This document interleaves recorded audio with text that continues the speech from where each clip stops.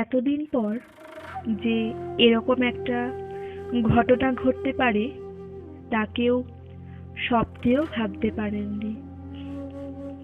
অরুণিমা আত্মহত্যা করেছে।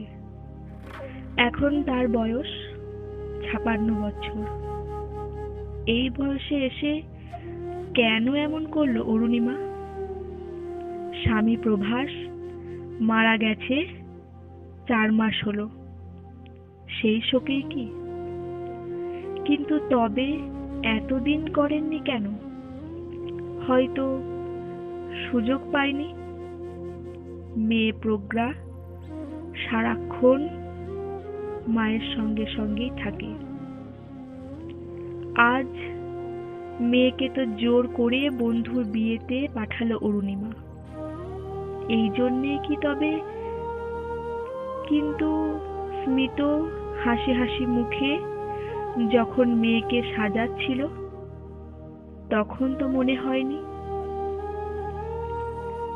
চিলেকোঠার ঘরে বসে পুরনো ট্রাঙ্ক সুটকেস ঝাড়া মোছা করছিল। নিচে কাজের লোকেরাও ছিল। যা ভাসুরও ছিল একতলায়। কেউ জানতে পারল না। গলায় দড়ি দিয়েছিল। পাশে ছড়ানো ছিটারও ছিল ছবি, খুব পুরনো, আর একটা পোড়া চিঠি।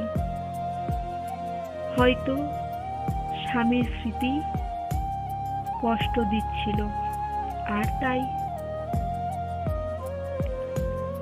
অরুণিমা ছোট থেকে খুব সংরক্ষণশালী পরিবারে বড় হয়েছে। দাদু ছিলেন কড়া মেজাজের। বাবাও খুব শাসনে রাখতেন। লেখাপড়ার পাশাপাশি সেতার শিখত অরুণিমা। ঠিক ৬টায় দাদা দিয়ে আসতো, আর বাবা ৮:৩০টার সময় নিয়ে আসতো। কিন্তু এরই মধ্যে কোনো এক অবকাশে বসন্ত এসেছিল চুপিসারে।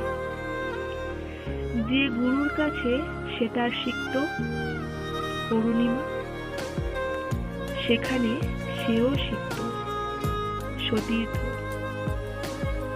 সুরের মূর্ছনার পাশাপাশি একটা অন্য সম্পর্ক তৈরি হয়েছিল। সেতার শেখার পর গুরুজির বাড়ির পিছনের বাগানে বসে কত সন্ধ্যা তারা গল্প করত।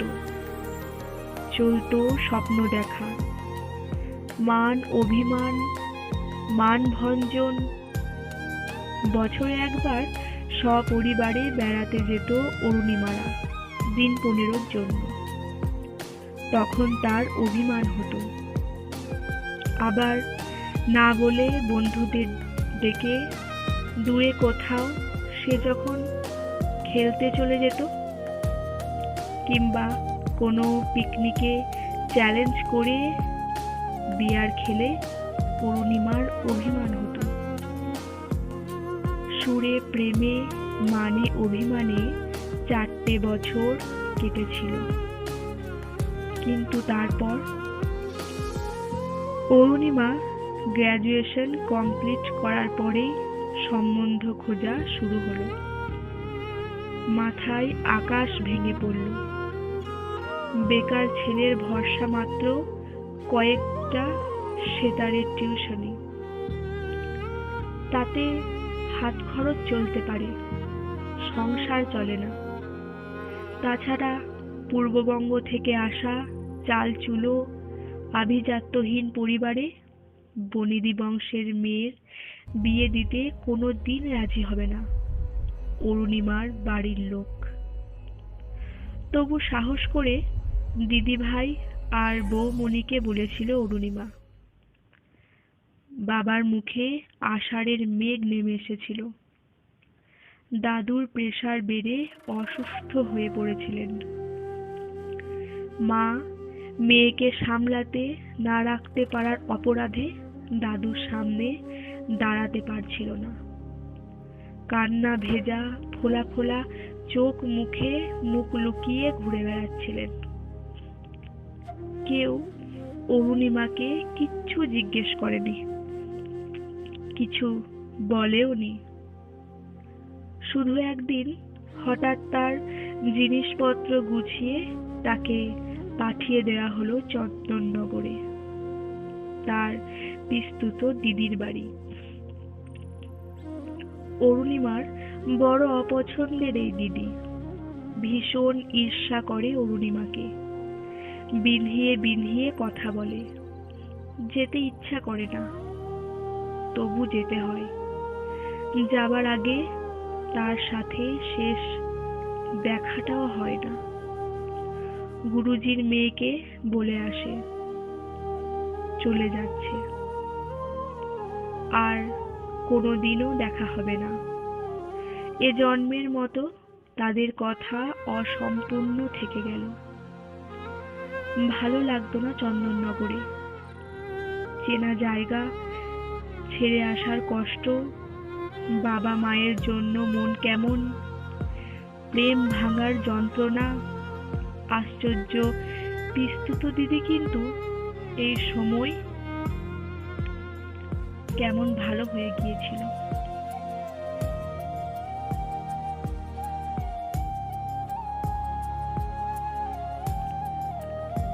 অরুণিমা ভেবেছিল দিদি হয়তো বুঝেছে তার যন্ত্রণা। খুঁটিয়ে খুঁটিয়ে জানতে চাইতো ওর 4 বছরের প্রেম জীবনের সব কথা। চন্দননগরে গঙ্গার ঘাটে বসে ঘনায়মান সন্ধ্যায় অরুণিমা বলে যেত মন হালকা করে। বলতে বলতে চোখ উপচে জল পড়ত। দিদি জল মুছিয়ে ফিসফিসে গলায় বলতো, তারপর দিদির বাড়ি থেকেই মেয়ে দেখানো হলো, সম্বন্ধ ঠিক হলো। বিরাট বড় বনেদি পরিবার, আশীর্বাদে গা ভরা গয়না দিল ওরা। দিদি যেন হঠাৎ করেই পাল্টে গেল। সেই আগের মতো বিধিয়ে বিধিয়ে কথা, ব্যঙ্গ করে বলতো, বড় লোকের সতীলক্ষ্মী বউ হতে যাচ্ছে। অবাক হয়ে গিয়েছিল অরুণিমা। তবে কি এতদিনের এত ভালোবাসা সবটাই নাটক ছিল? বিয়ে হয়ে গেল। অষ্টমঙ্গলায় যখন এলো, একান্তে ওই দিদি ডেকে বলল, অনেক তো নতুন গয়না পেয়েছিস। তোর পুরনো প্রেমের কথা যে নিজের কাছে গচ্ছিত রাখলাম, তার দাম হিসেবে পুরনো গয়না দিয়ে যা। চমকে গিয়েছিল অরুণিমা। তার পিস্তুত দিদি তাকে ব্ল্যাকমেল করছে। দিয়েছিল নিজের বিয়ের আগের চেনটা ওকে। একরাশ ঘেন্না ছিটিয়ে দিয়েছিল ওর মুখে। কিন্তু শ্বশুর বাড়িতেও মানাতে বেশ সমস্যা হচ্ছিল। শাশুড়ি বেশ দাপুটে মহিলা। অরুণিমার অনেক কিছুতেই তার শিক্ষা দীক্ষার অভাব চোখে পড়ত। অরুণিমা অবশ্য পুরনো সবকিছু ভুলে নতুন করে শুরু করার কথাই ভেবেছিল। এ তার নতুন জন্ম। এখানে এই মানুষটাকেই তাকে ভালোবাসতে হবে। একটা বছর নতুন মানুষটার সাথে ভালোই কেটেছিল। সাংসারিক অজস্র অশান্তি সত্ত্বেও। অন্যদিকে পিস্তুত দিদির হাঁ দিন দিন বড় হচ্ছিল। শেষে একদিন ওর মুখে টাকা গোজা বন্ধ করল অরুণিমা। দিদি বাঁকা হাসি হেসে বলে গেল, দেখা যাক তোর গোপন কথাদের আর কতদিন গোপন রাখতে পারি। অরুণিমা ভেবেছিল এতটা সাহসে কুলোবে না, কিন্তু সত্যি তারপর একদিন চিঠি এসেছিল একটা, বেনামি। কেউ লিখে পাঠিয়েছিল অরুণিমার পুরনো প্রেমের কথা। চিঠিটা শাশুড়ির হাতে পড়েছিল। শ্বশুর বাড়িতে ছিচিকার পড়ে গিয়েছিল। যা ননদেরা গা ঠেলাঠেলি করে হেসেছিল। শুধু বিশ্বাস করেনি অরুণিমার স্বামী। বলেছিল, কে বদমাইশি করে একটা পুরো চিঠি দিয়েছে, তাই নিয়ে এত কিছু ভাবার মতো ফালতু সময় আমার হাতে নেই। চিঠিটা যে পুরো নয় সেটা বুঝেছিল অরুণিমা, কারণ শাশুড়ি বলেছিল, বৌমার দেখছি অষ্টোত্তর নাম অরুণিমা, অরু আবার রুনা। অরুণিমা জানে সে তাকে রুনা বলে ডাকত। দিদিকে সে একথা বলেছিল। ঘেন্নায় আর দিদির মুখ দেখেনি। ভেবেছিল আসল মানুষটা তো তার উপর ভরসা করেছে, আর কিছু চাই না। কিন্তু সে আসল মানুষটাও পাল্টাচ্ছিল।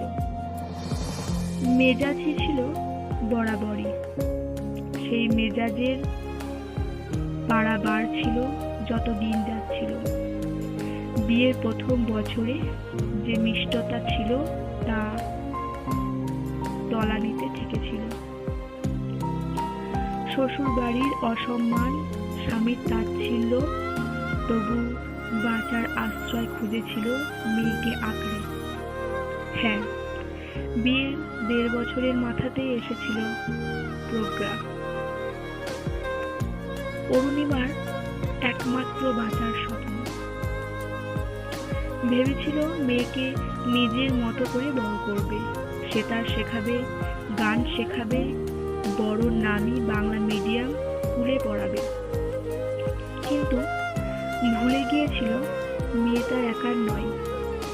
স্বামী প্রভাস মেয়ে বড় না হতে তাকে নিয়ে নিজের ইচ্ছে পূরণ শুরু করল। নামি ইংলিশ মিডিয়াম স্কুলে ভর্তি হয়ে গেল মেয়ে। সাঁতারে ভর্তি হলো, টিচারের পর টিচার এলো গেল। মেয়েকে কাছে পাওয়ার অবকাশটুকুও জুটল না। শূন্যতা, নিঃসীম শূন্যতা। স্বামীর দুর্ব্যবহার, তাচ্ছিল্য, শাশুড়ির গঞ্জনা আর সহ্য হচ্ছিল না। এর মধ্যে জানতে পারল প্রভাস ওর অফিসের এক সুন্দরী সেক্রেটারির সাথে সম্পর্কে জড়িয়েছে। সব ভেঙে গিয়েছিল। বাইরে বুঝতে দিতে চাইতো না, শুধু শ্বাস প্রশ্বাসটুকু নিয়েই বেঁচেছিল। একদিন দিদিভাই এসেছিল দেখা করতে, আর তার সামনেই প্রভাস এসে যাচ্ছে তাই অপমান করল অরুণিমাকে। জামাতে ঠিকঠাক স্ত্রী না হওয়ার জন্য কান্নায় ভেঙে পড়ল অরুণিমা। দিদিভাইয়ের সামনে নিজের হেরে যাওয়াটা ধরা পড়ে যাওয়ার যন্ত্রণায়। সেদিন দিদিভাইও কেঁদে ফেলেছিল। বলেছিল, ভুল করেছে রে বাবা। যদি আজ তার সাথে তোর বিয়ে হতো, হয়তো এত সচ্ছলতায় তুই থাকতিস না, কিন্তু সুখে থাকতিস। সে তো এসেছিল তোর বিয়ের 6 মাস পরেও। নিজের পায়ে দাঁড়িয়ে তোকে বিয়ে করতে চেয়েছিল। বাবা দাদা দূর দূর করে তাড়িয়ে দিয়েছিল। বলেছিল তার মতো হাবভাতারের হাতে মেয়ে দেবার চেয়ে তারা মেয়েকে মেরে ফেলাটা বেশি পছন্দ করবেন। তারা মেয়েকে সুপাত্রস্থ করেছেন।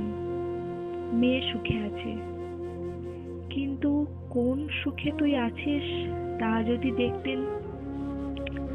চোখ উপচে জল পড়ছিল অরুণিমার। প্রায় 1 বছর যোগাযোগ বিচ্ছিন্ন থাকার পরেও সে এসেছিল তার রুনাকে বিয়ে করতে। এত ভালোবাসা! আর সে নাকি নিজেকে রিক্ত ভেবেছে। অরুণিমার ভিতরটা কান্নায় কান্নায় ভেঙে উঠেছিল।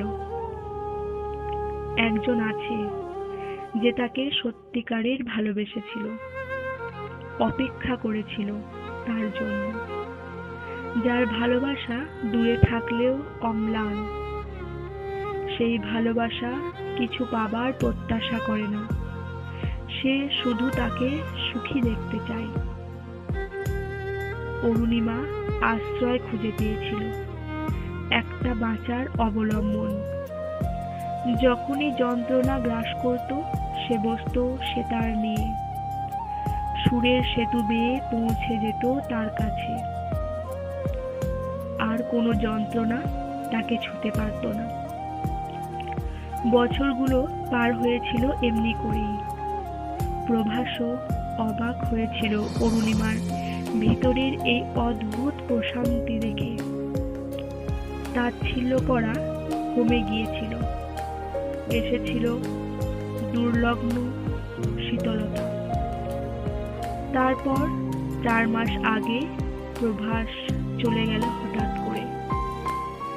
কেঁদেছিল অরুণিমা বিয়ের পরের সেই 1টা বছরের জন্য, এতদিনের একসাথে পাশাপাশি থাকা মানুষটার জন্য। সেই মানুষটা যে তাকে বিশ্বাস করত তার জন্য। মেয়েটাকে আগলে আগলে রেখেছিল।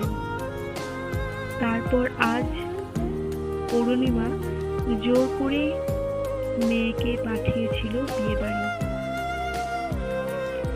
মেয়েটাও তো বাপ চলে যাবার পর একা হয়ে গেছে। বহুদিন পর ইচ্ছে করেছিল চিলেকোঠার সুটকেস ট্রাঙ্কটা গোছাতে। কত পুরনো হলদে হয়ে যাওয়া সাদা কালো ছবি বেরোলো, কত পুরনো চিঠিপত্র। সেগুলো ঘাঁটতে ঘাঁটতে হাতে এসে পড়ল একটা চিঠি, বহু যুগ আগের, হলদে পাতায়। চিঠিটা দেখে চমকে উঠল অরুণিমা। এ তো সেই চিঠি যা তার শাশুড়ির হাতে পড়েছিল, যে চিঠি পড়ে শ্বশুরবাড়ির সবাই ঘেন্নায় তাকে ছিচিকার করেছিল। তার দাদা শ্বশুর তার হাতে জল পর্যন্ত খাওয়া বন্ধ করেছিল। কিন্তু এ হাতের লেখা যে তার ভীষণ চেনা। এ তো তার পিস্তুত দিদির হাতের লেখা নয়। এই কয়ের বিশেষ ভঙ্গি, এই তালবস্বরের এত ভীষণ চেনা। খাতার মলাটের ভিতর কত এই হাতের লেখার চিঠি সে লুকিয়ে রাখত। কত স্বপ্ন বোনা চিঠি লিখত সে। এ তো তার হাতের লেখা। লিখেছে, প্রভাস বাবু, যে মেয়েকে নিয়ে সংসার করছেন, আপনি জানেনও না সে কতখানি দুশ্চরিত্রা।